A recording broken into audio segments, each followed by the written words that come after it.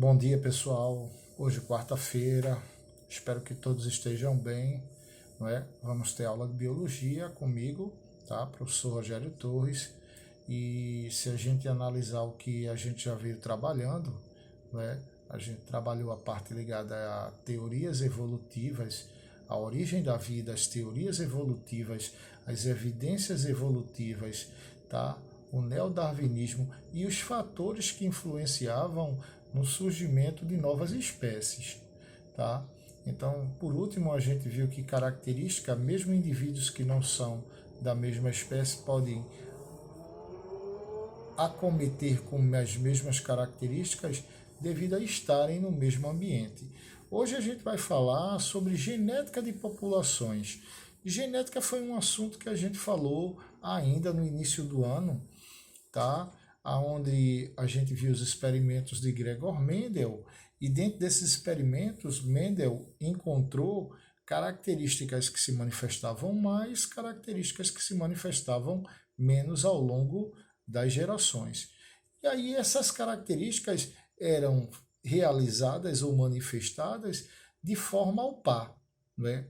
Pois bem, a gente vai ver dentro da genética de populações como essas características podem ser medidas, tá? Medidas através de frequências. Então, a gente vai iniciar com o livro na página 5 e 6 do código B7, tá? E já fica antecipadamente aqui a atividade 4 e 5 do livro também no B7. Na segunda aula, eu estou deixando aqui uma atividade, tá? Em forma de ficha, não é? Sintam-se à vontade para fazer e depois enviar a mim, tá? Envia para o meu e-mail lá, geralmente o Lucas manda isso aí com mais frequência, tá?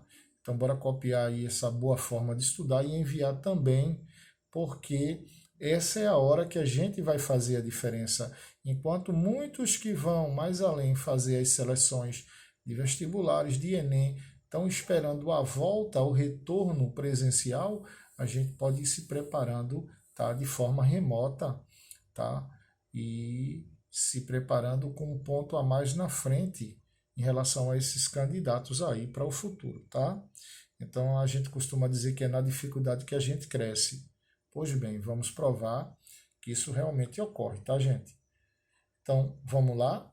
A gente vai falar aqui de genética das populações e nesse primeiro slide aqui eu coloquei que a genética das populações elas vão estudar as frequências dos genes. Vocês se lembram que genes, genótipos, genética são patrimônio hereditário do indivíduo e esse patrimônio ele é caracterizado ao par por alelos. Alelos esse que a gente representou por dominante e recessivo. Azão, azinho, bezão, bezinho. Pois bem, isso são os alelos, tá? Esses alelos, eles se unem, tá? Para aqueles que manifestam o mesmo caractere e vai determinar ou formar os genes. Então, dentro dessa formação, o que ele vai estudar? Ele vai estudar as frequências com que esses alelos são encontrados nessas populações e eles também vão estudar de que maneira essas frequências de genótipos ou de genes se tem ao nível de número e ao nível de, ao longo do tempo, em novas populações vindo se manifestando. Então a gente vê que a partir da população A, eu posso ter a população A1, eu posso ter a população A1, eu posso ter a população A2 e população A3. Eu poderia dizer que eu teria um homozigoto dominante, um heterozigoto e um homozigoto recessivo, tá? Então o que ele vai estudar seriam os alelos e os genes que se manifestam ao longo dessas populações, tá ok? A gente vai agora observar que dentro das propriedades genéticas das populações, a gente pode ter, não é, conhecimentos relacionados a frequências alélicas. Olha o nome, alélicas vem de alelo. Tá lembrado que eu falei agora há pouco do azinho, do azão? Pois bem, é a ele que a gente vai se referir. e também das frequências genotípicas, tá? Que a gente vai ter ela em proporções dos diferentes genótipos que se encontram naquele local, tá? Cromossômico. Então eu tenho a frequência alélica, que é analisar os diferentes alelos de um determinado loco na população, esse loco é o lugar onde ele está, e a frequência genotípica, que é medir a proporção dos genótipos para o loco considerado. Como assim, Rogério? Eu tenho dois exemplos aí. Eu tenho uma população, onde a população aí ela tem as duas frequências. Ela tem a frequência alélica e ela tem as frequências genotípicas, tá? Note que eu tenho a população azão, eu tenho a população azinho, e eu tenho a população azinho, tá? Então, para facilitar o nosso estudo, foi colocado em cores, que a gente facilita a nossa interpretação. E aí ele fala o seguinte: de todos esses indivíduos aí dentro da população, eu tenho ele em número de quanto? Se eu contar aí, eu vou ver que cada círculo desse é um grupo de indivíduo ou um indivíduo. Então eu tenho 8 nessa população total.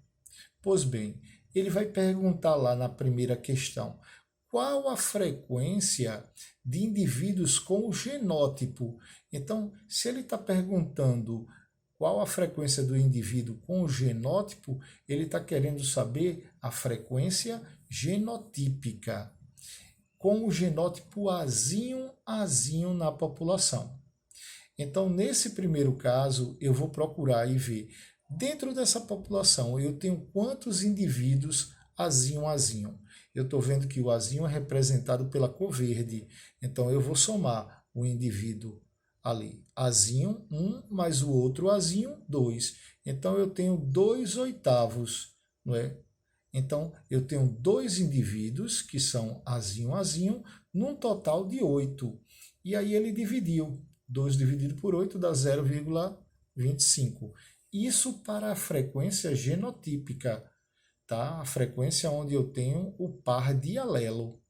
Alelo é a letrinha. Já na segunda pergunta, ele fala o seguinte: qual a frequência do alelo azinho na população?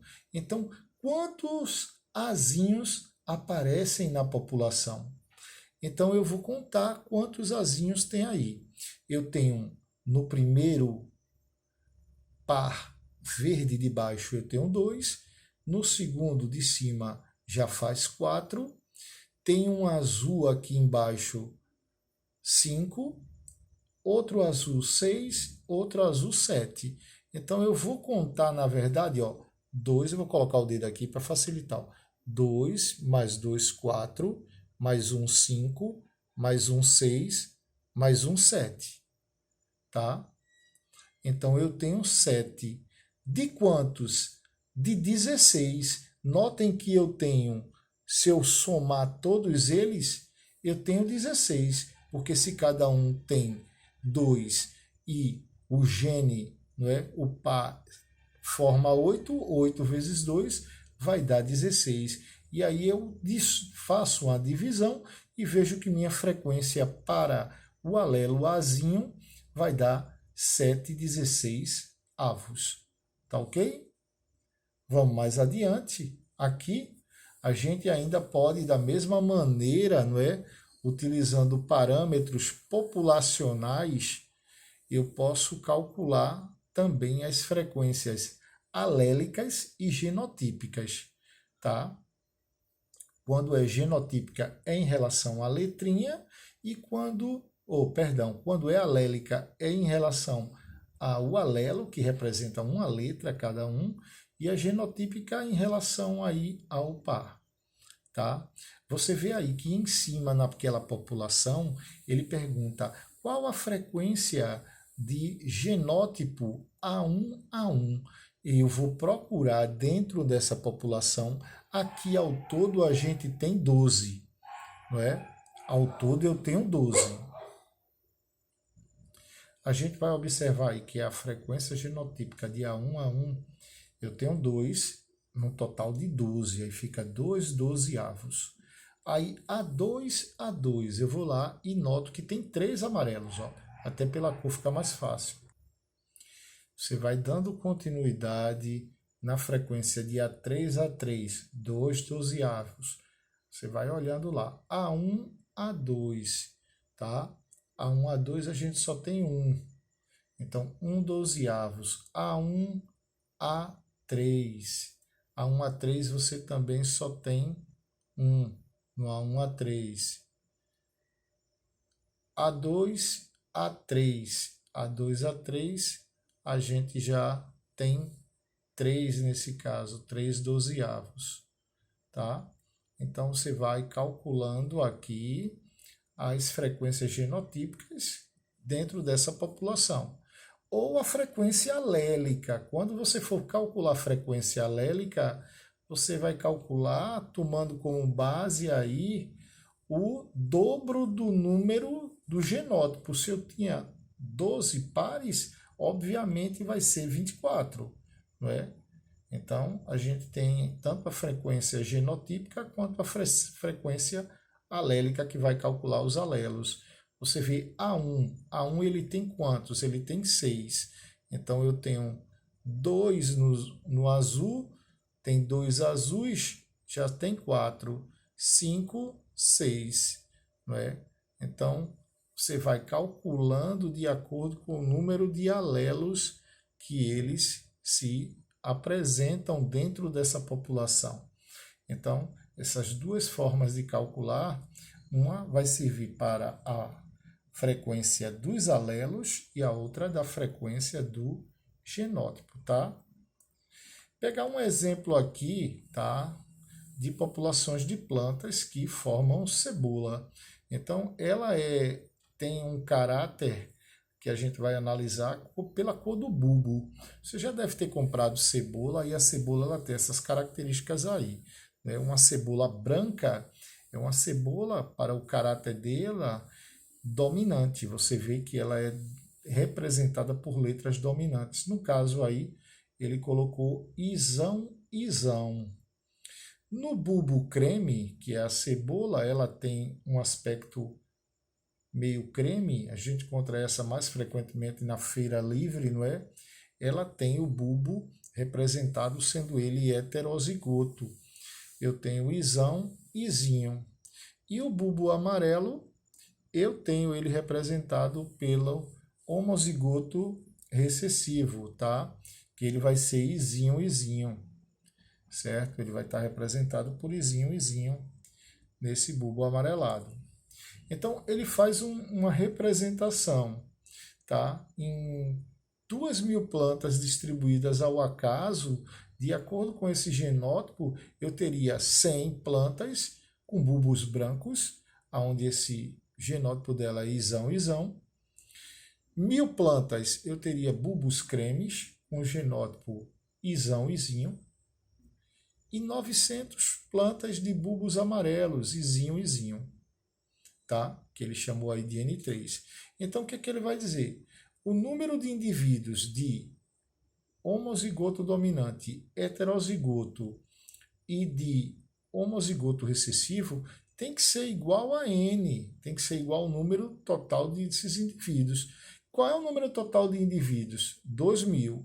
Então, eu coloquei aqui, ó, D mais H mais R é igual a 1. No nosso livro, ele está usando outras letras, tá? Para representar. Ele usa outra letra lá, mas a ideia é a mesma. Ele vai usar lá P, Q, A, enfim. Mas D, nesse caso, aí é dominante. H é heterozigoto e R é recessivo, tá? Então, ele calcula de acordo com a soma deles todos tem que ser igual a 1, que é o número total de indivíduos dentro dessa proporção. E aí você vê que quando se faz a razão dos genótipos do bulbo branco, do bulbo creme e do bulbo amarelo, se a gente somar 0,05, 0,5, 0,45, vai ser igual a 1. Tá ok? Bom, a gente vai agora falar do equilíbrio de Hardy-Weinberg, tá? Onde a gente tem aí que essa demonstração por Hardy e Weinberg ocorre em 1908, não é? Ficando assim conhecido por esse equilíbrio de Hardy e Weinberg. Então, uma população grande ela se reproduz por cruzamentos ao acaso. Nisso não vai ocorrer controle de cruzamentos e também autofecundações, tá? Todos os indivíduos são férteis e viáveis e não existem fatores como seleção, mutação, migração, deriva gênica, tanto para as frequências chamadas de alélicas como também para os genótipos. Ele, ao longo das gerações, se mantém constante, ou seja, as populações se mantêm em equilíbrio. Então, esse equilíbrio dele, ele subentende que não ocorreria mudança na frequência alélica, na frequência genotípica, e nem existiria mutação, migração e deriva genética, tá? Dentro desses grupos de população grande. E aí a gente vê que em populações diploides e pamíticas, não é? Os cruzamentos geralmente eles ocorrem ao acaso, tá? Olha aqui as frequências P para o alelo dominante, não é? Q para o alelo recessivo. Para os genótipos eu vou usar, quando esse genótipo for dominante, P ao quadrado. Quando ele for heterozigoto, eu vou usar 2pq. E quando ele for recessivo, eu vou usar q ao quadrado para eu estabelecer a minha relação. A gente vê aqui os fatores que afetam as frequências dos alelos. Tá? Então, a gente tem a mutação, a seleção natural, a questão da migração e a deriva genética entre eles. Ele vai dar uma ênfase aqui à mutação, né? Onde essa mutação ela acaba alterando a sequência das bases do DNA, e aí refletindo isto no polipeptídeo, né? Na sequência de proteína, podendo resultar no surgimento de novos alelos. Geralmente é muito raro essa ocorrência, mas em termos de alterações nas propriedades genéticas de uma população, só ocorre se ela for recorrente, isto é, se o evento mutacional se repetir regularmente com uma dada frequência. Então, para que aquela característica venha a se manifestar, é necessário que esse erro ou essa influência ela aconteça de forma sequenciada, tá? No caso da migração, a gente tem chegada de novos indivíduos na população, tá? Nessa migração acaba alterando também as frequências tanto alélicas e genotípicas, e o efeito da deriva gênica, tá? Algumas gerações mais tarde, e acaba modificando o teor da sua frequência devido a essa ação gênica. A seleção natural, ela também atua mudando as frequências alélicas, os alelos, tá? Ao longo das gerações. E eu vou deixar para vocês, tá? Uma atividade que com o nosso livro, eu deixei uma atividade no livro, estou deixando outra atividade lá em ficha, não é? Então, façam, envie para mim amanhã até as 12 horas, se possível. Gente, meu número é o mesmo, tá? Qualquer coisa, entra em contato comigo, tá? Tirar alguma dúvida, algo que está precisando, não é? Mandar um abraço aí para Lucas, Davi, enfim, a rapaziada total, as meninas também, que eu adoro de coração e gosto de estudar, tá mais perto do que longe. Vamos manter o nosso foco aí, se Deus quiser, não é? Quem sabe isso passa mais cedo e a gente pode continuar a nossa vida, não é? Se Deus quiser. Então fica com Deus, gente. E aí tem uma atividade para ser feita também, tanto no livro quanto numa ficha que eu estou enviando para vocês. Beijo no coração e até a próxima, gente.